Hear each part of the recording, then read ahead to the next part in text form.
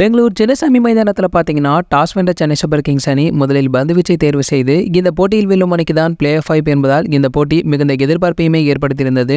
முதலில் களமிறங்கிய ஆர்சிபி அணி பார்த்தீங்கன்னா 20 ஓவர்களில் 200க்கும் மேற்பட்ட ரன்களை எடுத்து சிஎஸ்கேவை 18 ரன்கள் வித்தியாசத்தில் வீழ்த்தினால் மட்டுமே பிளே ஆஃப் வாய்ப்பு இருக்கும் என ஒரு நிலையுமே இருந்து வந்திருக்கு. ஆர்சிபி அணியில் பார்த்தீங்கன்னா களமிறங்கிய அனைவருமே சிறப்பாக விளையாடி இருக்காங்க. அதாவது விராட் கோலி அவர்கள் பார்த்தீங்கன்னா 29 பந்துகளில் 3 பவுண்டரி 4 சிக்ஸர்கள் உட்பட 47 ரன்களை அடித்ததுமே, கேப்டன் டூப்ளசி அவர்கள் 39 பந்துகளில் தலா 3 பவுண்டரி சிக்ஸர்கள் உட்பட 54 ரன்களை அடித்தது மிக சிறந்த ஒரு துவக்கத்தையுமே கொடுத்து வந்திருக்கு. இறுதியில் ஆர்சிபி அணி பார்த்தீங்கன்னா 20 ஓவர்கள் முடிவில் 5 விக்கெட்களை இழந்து 218 ரன்களை குவித்து அசத்திருக்காங்க.